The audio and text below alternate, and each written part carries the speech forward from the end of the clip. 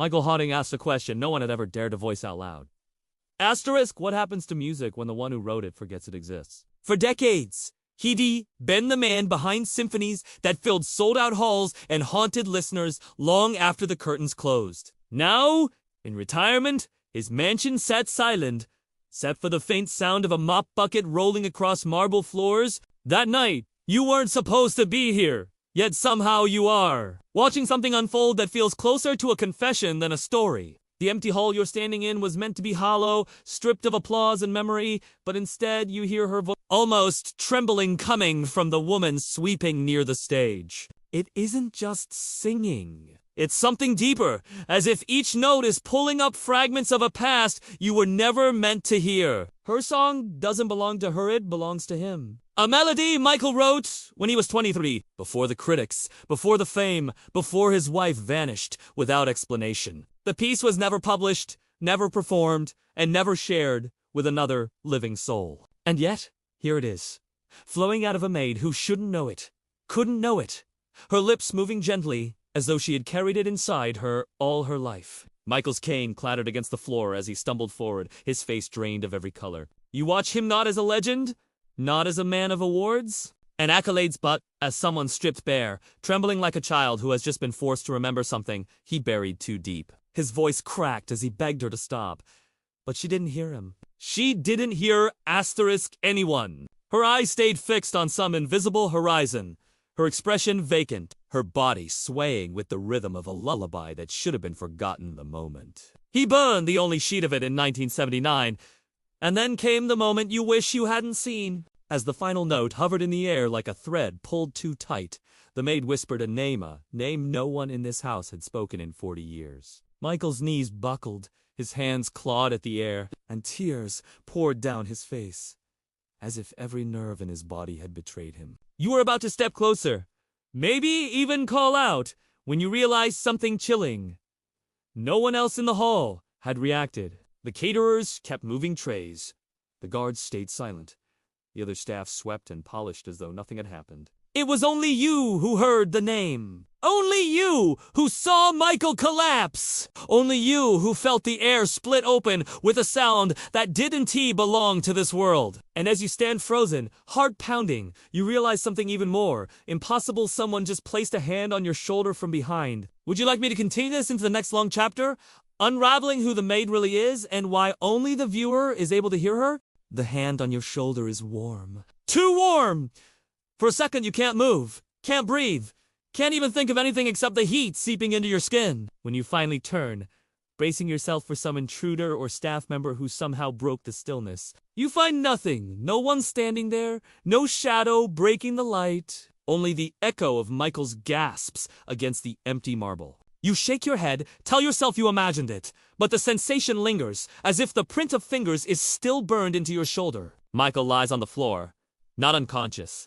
Not fully awake either, somewhere in between, whispering a single word over and over. You strain to catch it, and your heart twists when you realize it's the same name the maid spoke. The staff still doesn't react. The woman with the mop keeps moving, her song swallowed back into silence, as if it never existed at all. You want to ask someone, anyone, if they heard what you heard, but some deep instinct holds you back. It feels like breaking the silence would make it worse. Like naming it aloud would summon something you couldn't push back into the dark. When you finally reach for your phone, hoping to record proof before it all dissolves into the kind of memory people laugh off, you see the screen flicker. The camera app opens, but the audio spikes into static. A high-pitched scream layered over Michael's rasping breaths. The recording freezes, pixelates, then resets to your home screen. You try again, same glitch. It's only when you check your photo gallery that your stomach turns. There's already a video saved there, time-stamped 10 minutes earlier. You don't remember filming it. The thumbnail shows the hall from the same angle you're standing in now. But Michael isn't on the floor, and he's standing on stage, staring straight into the camera, whispering something you can't hear until you tap play. At first, there's only distortion like an old tape played backward. Then his face flickers, not just with bad quality, but as though something behind his skin is struggling to show itself, and his mouth shapes the same name. That name again? The one that no one admits to knowing. You slam the phone shut, and when you look up, Michael is gone. Your breath catches just seconds ago. He was gasping at your feet. Now the marble is empty, glistening as though nothing ever happened. The mop bucket is still there. The maid still sweeping, but her humming has shifted lower now. Slower. Pulling at the corners of your mind like something you half remember from childhood but can't place. The sound scratches against your memory, the way old wallpaper peels at the edges, leaving a shape you can't stop seeing once you notice it. And that's when you hear the voice. Not hers. Not Michael's.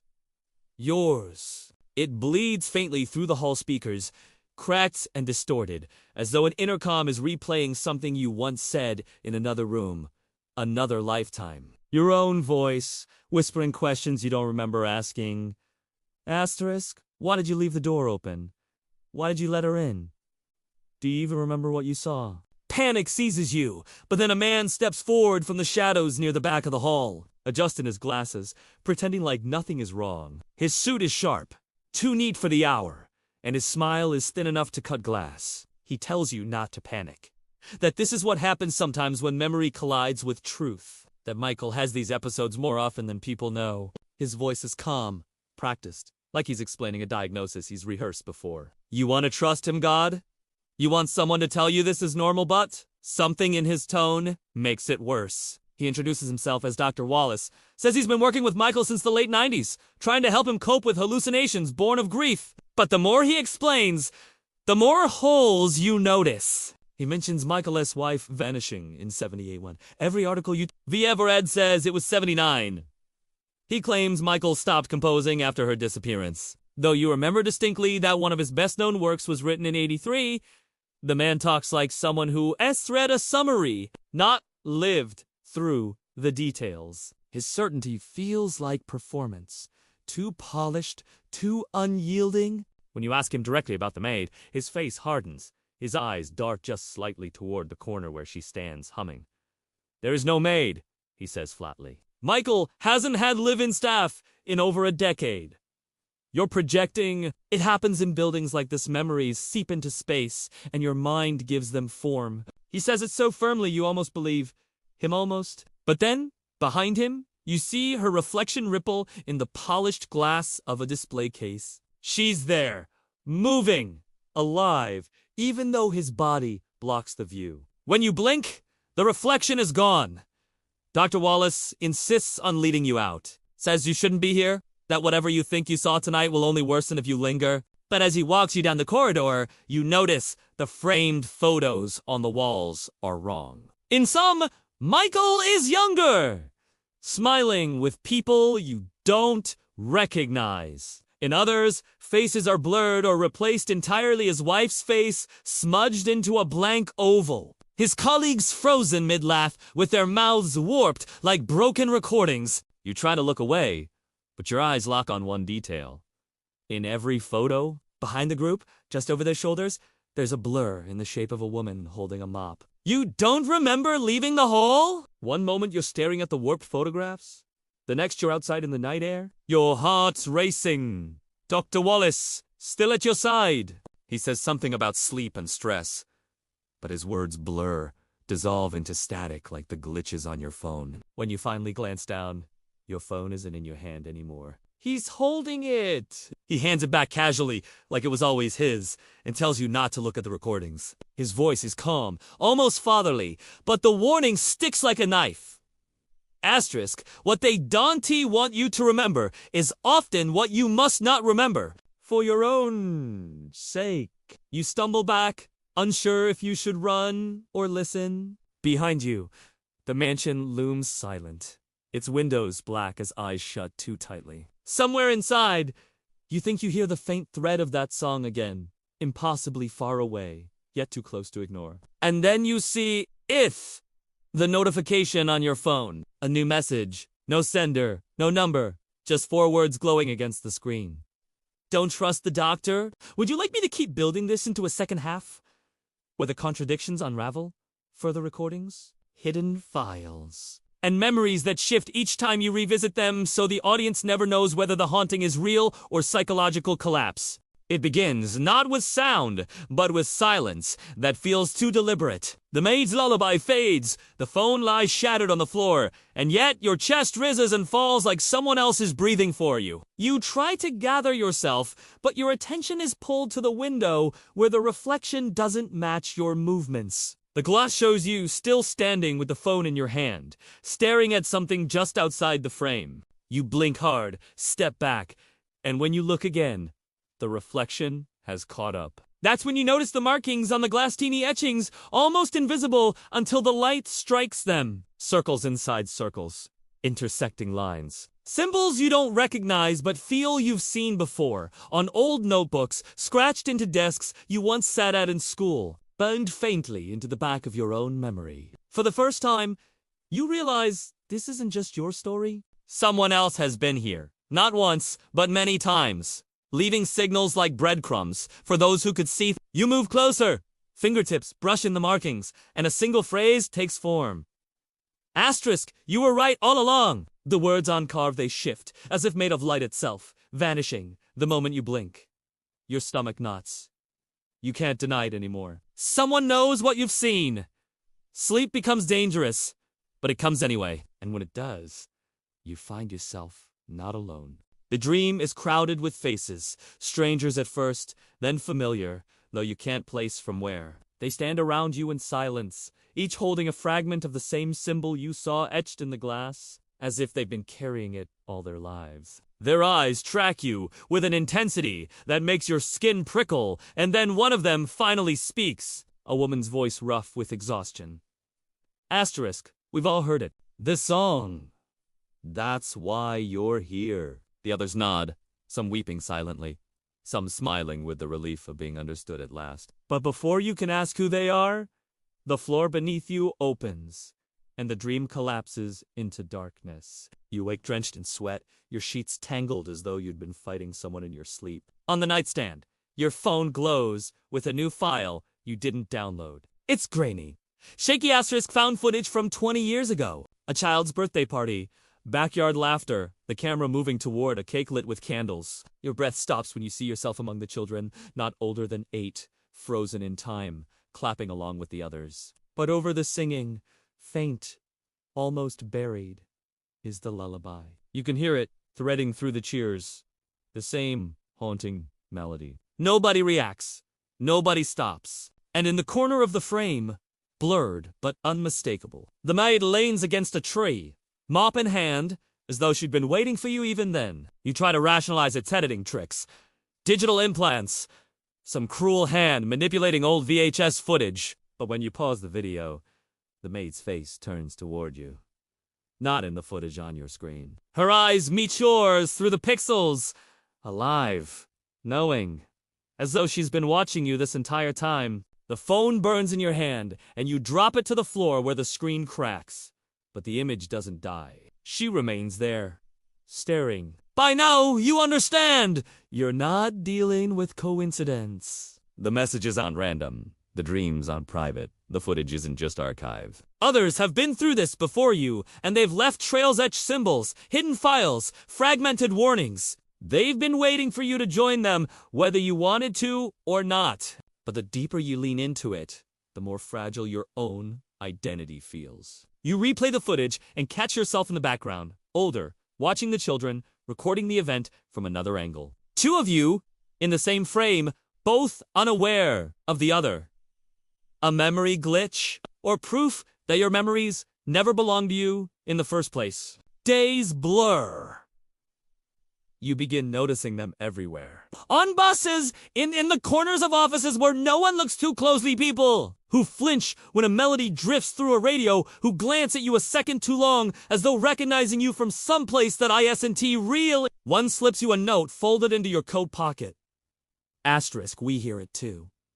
Midnight under the overpass. The handwriting is shaky, desperate. For the first time, you're invited to step fully into the conspiracy you've only glimpsed from the outside. But when you go, the overpass is empty, slick with rain, humming faintly with traffic above. You're about to leave when you see it, the same symbol, chalked in white across the concrete pillar. Circles within circles, the lines jagged, raw, as though drawn in haste. And underneath, in smaller script, asterisk, what the government never released. You lean in, trying to decipher, and the air shifts cold. Footsteps echo, though no one is there. Your phone vibrates in your pocket. Another message. This time, not words, but coordinates. You open a map, trace the location, and your chest tightens.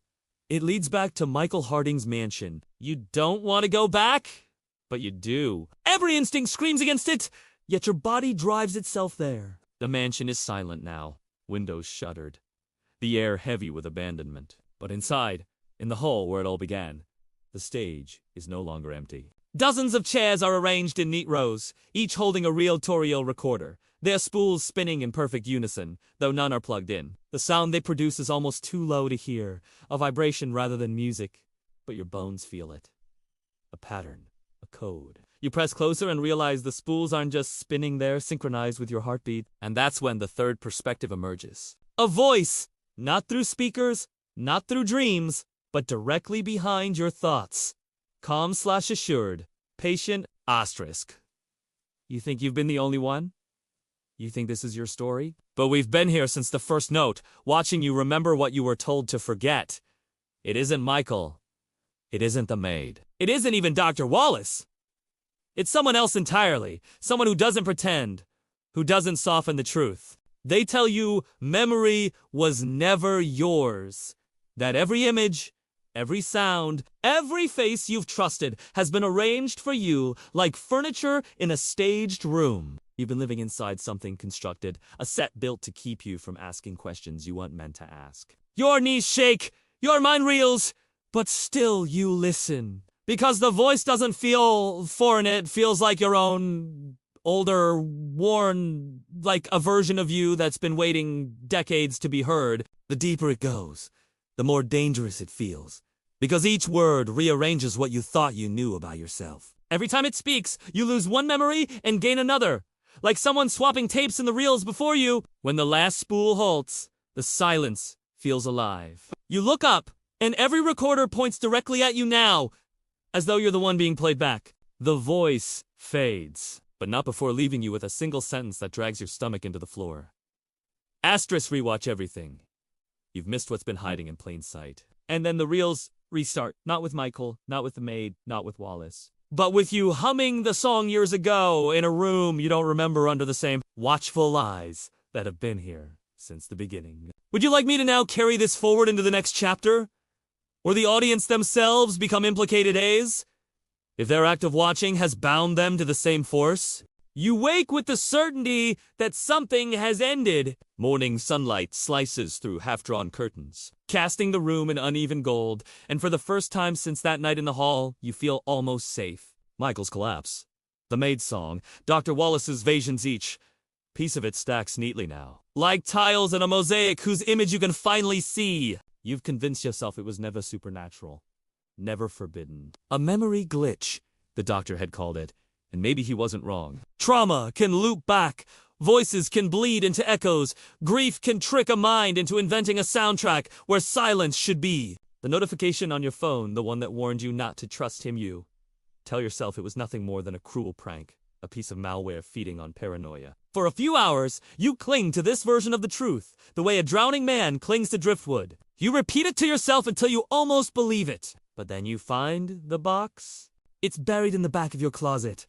Behind shoes you don't remember buying, tucked under sweaters you swear were never yours. A plain cardboard box, taped once, the seal already half-split as though someone meant for you to open it. Inside are newspapers, real ones, crisp with yellowing, dates from the late 70s, each one covers the same story. Asterisk composer's wife vanishes, no leads. The photos are as unsettling as they are familiar. Michael stands on the mansion's steps, flanked by detectives, his eyes hollowed out by grief. But there's something in the corner of each image you can't ignore. In the background, sometimes blurred, sometimes crisp, a woman in uniform leans against a mop. In one shot, she stares directly at the camera, her expression impossible to read. The explanation you had built so carefully fractures. The maid is there, preserved on paper long before you ever set foot in that hall. The rational part of you insists it must be coincidence, a staff member overlooked, someone frozen in time by journalism. But your gut twists in recognition, a recognition you cannot name. You slam the lid shut, but it's too late. The image has already taken root. That night, your dreams betray you. You're back in the mansion. Though the air feels heavier, the lights dimmer, every shadow longer than it should be. Michael stands on stage again, but this time, he's younger, vibrant, untouched by grief. He's conducting an orchestra that isn't there, arms moving wildly through air, thick with silence. Behind him, the maid sways in rhythm, her mop dragging across the marble, leaving streaks of something darker than water. You try to wake, but your body refuses. You try to scream, but your mouth won't open. When you finally break free, it isn't two morning lights to your phone vibrating on the nightstand. A new message glows against the screen. Asterisk, stop remembering. It will come if you remember. No sender, no number. You tell yourself it's another glitch, another cruel coincidence. But even as you think it, you know, this isn't random. This isn't chance. Something is pushing back. The false resolution collapses in on itself. When you visit the library archives the next day, desperate for some solid ground, you scroll through microfilm, chasing a thread that keeps unraveling. In one article, Michael's wife is said to have disappeared from their home. In another, from a hotel. In a third, from the concert hall itself. Each version contradicts the last, yet each is written with the certainty of fact. And then you find the worst one. A small, grainy obituary dated only weeks after she supposedly vanished. No photo, just text, claiming she died in a car accident in Ohio. No follow-up, no correction. Just there. Printed. As though reality forked and no one chose which path to keep. When you look up from the microfilm screen, Dr. Wallace is seated 2 tables away, watching you. He doesn't smile this time. He doesn't even pretend. His eyes are flat, his body still, his presence wrong, in a way you can't put into words. You close the machine and leave, but when you glance back at the exit, he's already gone. Driving home, you try to convince yourself you're caught in the mess of unsolved mysteries, the half-truths of newspapers chasing a story they never fully grasped. You tell yourself again you're not crazy, that they lied to you, that history itself is a broken record with too many scratches. But when you pull into your driveway, the song is already waiting for you, humming, leaking from the cracks of your own house. You step inside and freeze. The maid is there, bent over in the corner of your living room, dragging a mop slowly across the floor that doesn't need cleaning. Your mind insists this isn't happening. But then she looks up, her lips moving with a lullaby, and for the first time, you recognize the melody fully. You've heard it before, not in the hall, not in dreams, but in your own childhood bedroom. It was the lullaby your mother used to hum when you couldn't sleep. She had no connection to Michael Harding, no ties to music at all. Yet the tune is exact, note for note. The realization rips through you. This isn't his song. It's yours. The force behind it, the thing that has been watching, tightens its grip the moment you remember. The walls seem to bend inward, the air grows thin, and your phone slips from your hand, lighting up one final time as it hits the floor. A video autoplays unsaved on Mark, showing the hall again. Only this time, it isn't Michael on stage, it's you, conducting nothing, whispering that same name, your face glitching in and out like a corrupted recording. And in the last frame before the video cuts to black, the camera tilts. Behind you, half in shadow, the maid stands waiting. Would you like me to take the next chapter into the collapse, where every clue is forced to be reinterpreted, and the audience realizes they may have been the one carrying the song all along? Michael Harding's mansion is no longer a place you can enter without feeling every nerve in your body recoil. And yet, you return because the pull is stronger than fear. This time, it isn't about proving what you saw, or unraveling contradictions in records and footage, or finding out who the maid really is. The weight pressing on you now is different. It isn't the question of asterisk, what happened? It's the unbearable whisper of why it had to happen at all. The hall greets you with silence, a silence that feels older than the building, older than music, older than memory itself. The air smells of dust and faint electricity, as though someone has just shut off a machine too large for your eyes to hold. You stand where Michael collapsed, where the maid hummed, where the reels once spun, and you try to steady yourself with the thought that maybe, just maybe, this is the last time. But as soon as you let the hope form, you feel it. The weight behind your ribs. Not pushing down, but pushing inward. As though something has been waiting for you to open yourself wide enough to hear it. You want answers. You want them desperately, almost violently. But you know by now that answers are poison things. They don't resolve. They unravel. And when the unraveling begins, it doesn't stop. You've seen enough fragments, old footage. Blurred obituaries, misprinted headlines, memories that don't line up to understand that truth isn't a destination. It's a breaking. You close your eyes and let the silence breathe through you. And when it does, a memory surfaces, one you've kept locked away so long you believed it belonged to someone else. A bedroom from your childhood, walls painted pale blue, a window cracked open in summer heat. Your mother sitting at the edge of the bed, humming that same lullaby you heard from the maid. Her voice was thin but steady, her hand smoothing your hair as though it could press you into sleep. Only now, replaying it, you remember something else. She was crying, not quiet tears, but deep, ragged sobs, muffled by the song, as though she was trying to convince herself as much as she was lulling you. You never asked her why. You never knew you could. But the sound has followed you all your life, hiding behind music, behind silence, behind every glitch and static break in your memory. It isn't Michael's song. It isn't the maid's. It isn't even yours. It's grief itself, translated into sound, passed down like a curse from one pair of trembling lips to the next. A song meant to keep pain at bay while burying it deeper, until it began to live a life of its own. And now you understand the cost of remembering it fully? The stage creaks beneath your step, and you know before you look up that you're no longer alone. Michael is there, or something wearing him. His face shifts with every blink. Older, younger, broken, triumphant. He looks at you not as a stranger, but as though you've shared the same wound all along. His voice is faint, and yet it cuts straight through the marrow of your chest. Asterisk. Do you want the truth? Or do you want to survive? It is the question at the heart of everything. Not what happened to his wife, not who the maid is, not why the reels spin. The choice is simpler and more terrible. To know and be destroyed. To refuse and live blind. You want to scream that it isn't fair? That no one should have to choose between survival and truth. But you know the answer has already been written inside you. You've already been choosing.